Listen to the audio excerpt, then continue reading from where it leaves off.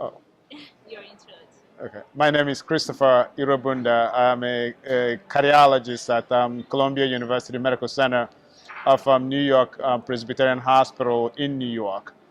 Um, we're here in Santo Domingo to attend a conference of in cardiology today. Thank you, and it's a really pleasure to have you here in the Dominican Republic, Santo Domingo. Um, let's talk about something about the cardiology about your career. What are the most common concerns in cardiology consultation? Well, one of the most common things that we see in cardiology is really trying to figure out people who have risk factors for heart disease, be it people who have high blood pressure, diabetes, and arrhythmias. Those are some of the common things that we see. Una de las cosas que vemos en la práctica cuando vemos pacientes es ver los factores de riesgo que los pacientes tienen, factores como hipertensión o diabetes. Yeah. What do you say about the angina? What is angina? Angina is basically a discomfort that somebody feels when they do something, either walk a few blocks or walk upstairs, and then they feel that they have a discomfort in their chest. That basically is angina, and then that usually is because of somebody possibly having a blocked artery in their heart. Sí, angina básicamente es una molestia que uno siente adentro y se manifiesta cuando uno camina un par de cuadras y eso puede significar que podría tener algún bloqueo en un vaso sanguíneo. Okay, well, that could be arrhythmia, or what is that? Arrhythmia is different from angina. Arrhythmia is, is really something that is used to describe the electricity of the heart. When the electricity of the heart something goes wrong with it, either as somebody is having a heartbeat that is high or a heartbeat that is irregular. That's basically what arrhythmia is. It's more about the electricity of the heart versus angina. Angina is used to really describe when there is a clog in the arteries, which is more like more of the plumbing rather than the electricity. La parte de arritmia básicamente tiene más que ver con la electricidad que hay en el corazón. Y no tanto como una obstrucción que puede ser parte de la angina, pero más problemas de electricidad en el corazón, en las cámaras del corazón.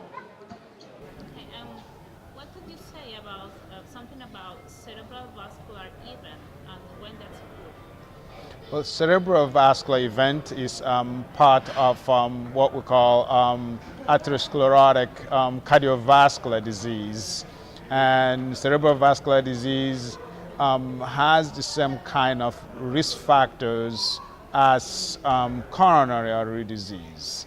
When there is either people who have high blood pressure or have plaques that have built up in their arteries that can predispose somebody to having cerebral vascular accident.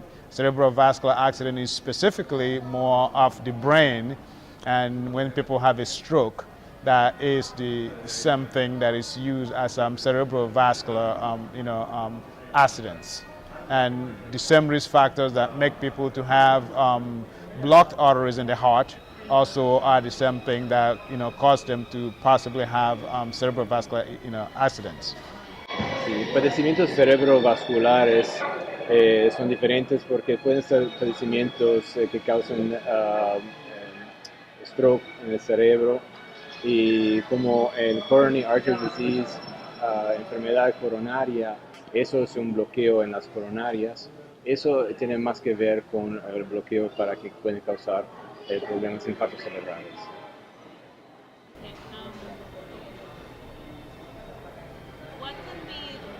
to prevent heart and brain attacks? What can be done, the specific things that can be done is again identifying people who are at risk. You want to La say? cosa importante es identificar las personas que están a riesgo. And the risk factors are diabetes, high blood pressure, high cholesterol, overweight, and people who are sedentary. There's also genetic components to, predisposition to cerebrovascular accidents.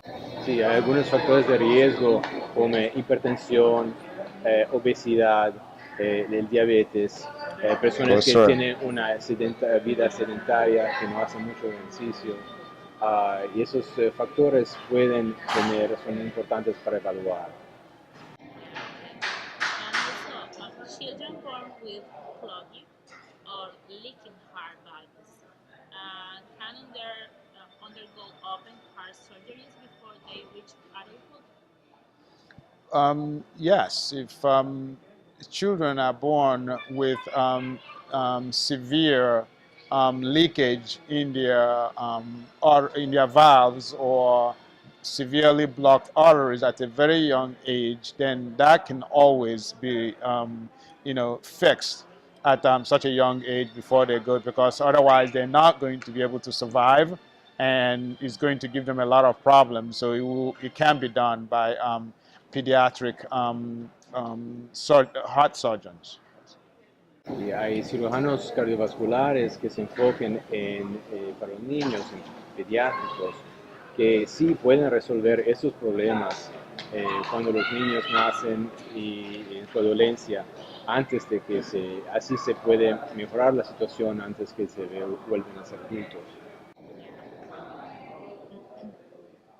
What are the heartbeats and why are they caused? The heartbeats. I don't know that I understand.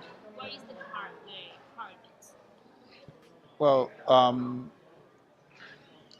so the normal heartbeats, there are, what is, the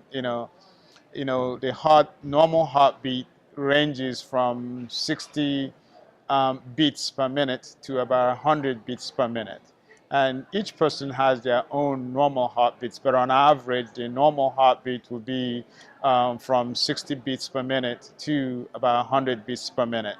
And that basically is the rate with which the heart beats in terms of when it contracts. El ritmo cardíaco normal de una persona puede variar de 60 latidos minuto hasta 100, y eso depende de la persona. And if these heartbeats could be high, why are they caused? Why are they what? Caused. Could be caused. Okay. Oh, what causes what causes can it that? cause? What causes that? What causes? Okay, What could the high heart rate cause? What could it cause? is that your question? Tachycardia, maybe? Yes. Okay. Like this. What can cause it or what it can cause? Well, What there is are it? different What it things could that. cause? Could be high, but what it could cause? Okay. So there are different things that can cause high heartbeats, and there are, depending on what caused it, then that also, will be part of what kind of damage it can do to the person.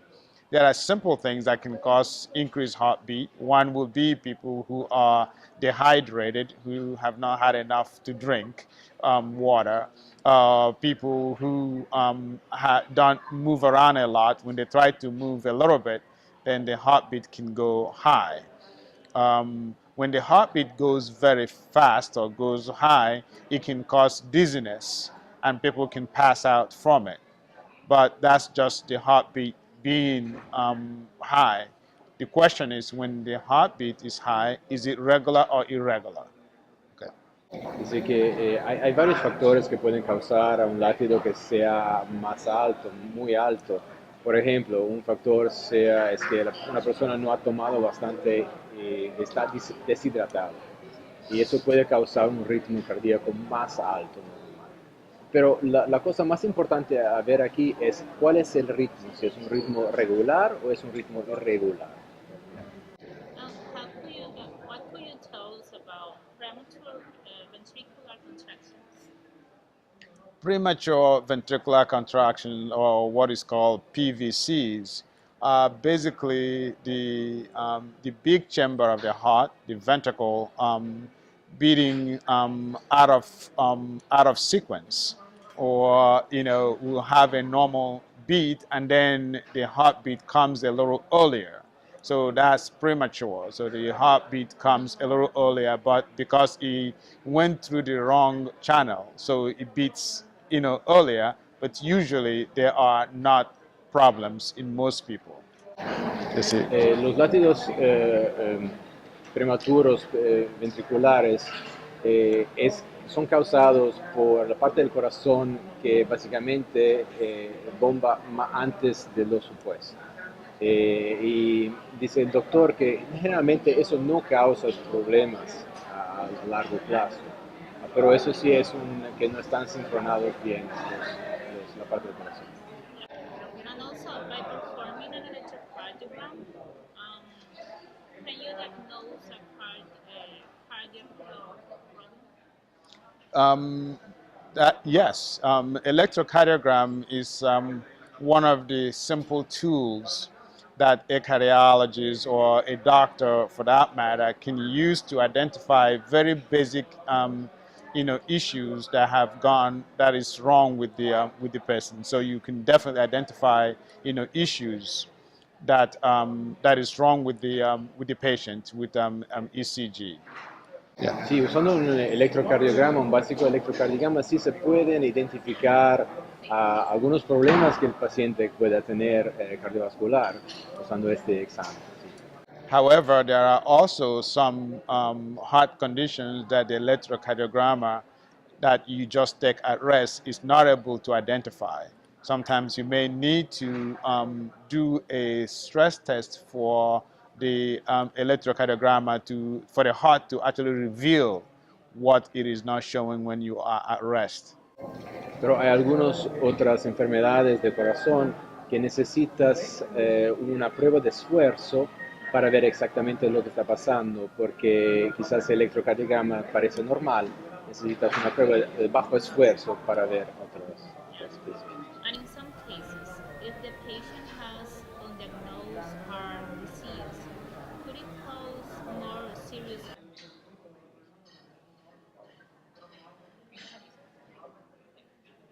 I will read it again. Okay, that is a way to edit all this, right? Yeah. Okay, okay. Because you better go smoothly. Just kidding. Okay. In some cases, if the patient has undiagnosed heart disease, could it cause more serious heart rhythm problems? Yes, some undiagnosed heart disease can definitely cause a lot of serious problem, and that's sometimes why you hear that people died suddenly, or what we call sudden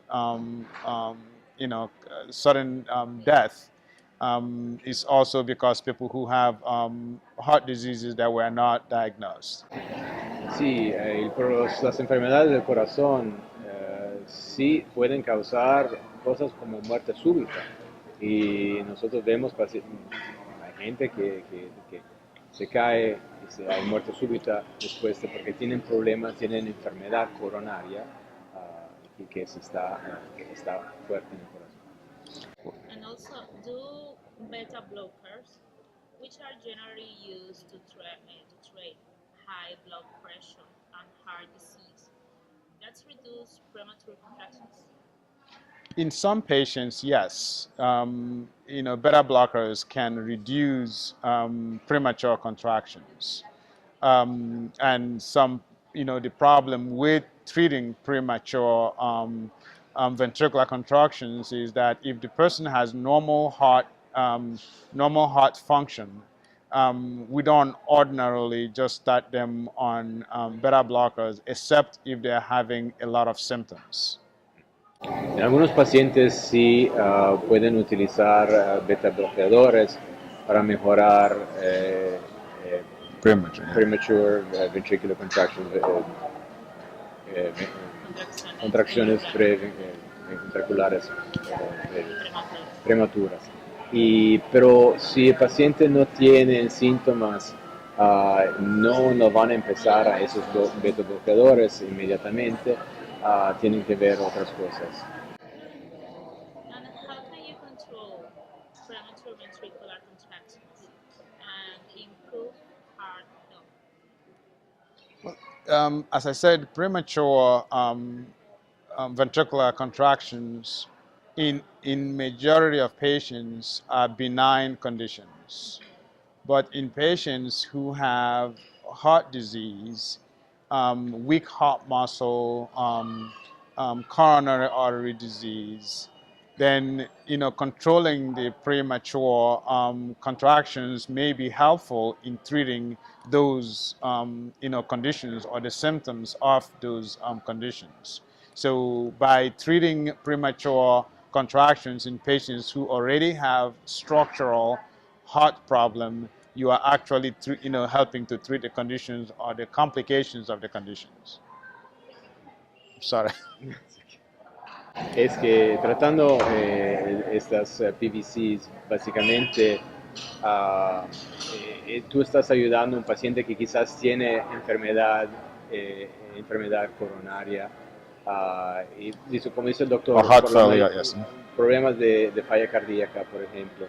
Y el doctor dice que por la mayor parte de las personas que tienen esos padecimientos no hay problemas mayores. Pero sí eso ayuda si, por ejemplo, el músculo está débil y no puede bombar bien. Eso puede ayudar con síntomas que el paciente pueda tener. Um, is the percentage of patients suffering from heart problems high? Yes, the cardiovascular disease or heart disease is actually the number one killer of people and patients all over the world, especially in the Western world. So definitely, it is why we are trying to make sure we advocate for people to be screened for the risk factors for heart disease, because the earlier they are identified, the less likely it can lead to complications that will lead to death. La enfermedad cardiovascular es lo que mata más personas en nuestro mundo.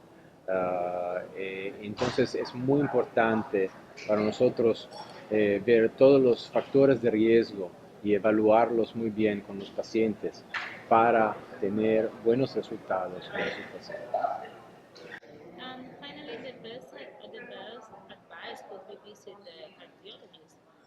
But when and at what age should we visit the cardiologist? Well, seeing a cardiologist is really not something that one advises everybody or a specific age. However, the risk factors of the particular individual, that the risk factors including their family history, their own personal history of diabetes, high blood pressure, high cholesterol, these are the things that triggers when people go to leave their primary doctor to go specifically for a cardiologist. Also, the symptoms that somebody is feeling, even if it's a young person that's having palpitations or some symptoms that are really out of the order, may be a reason for them to go to a cardiologist. Básicamente, el doctor dice que no hay guías, es decir, que a una cierta edad tú deberías ir al cardiólogo. Es importante ver los factores de riesgo, tipo el colesterol, tipo el diabetes, tipo la hipertensión, y evaluar todas estas cosas. También los factores de la familia, la herencia, su historia, su personal, es muy importante. Y si el paciente también es joven y padece de algún dolor, de algún padecimiento, sí, ahora sí es importante ir a ver al cardiólogo para hacer un chequeo. Eso es importante. Dr. Irobunda, thank you so much for that interview. It was a pleasure for us. It's my pleasure to be part of this. Thank you.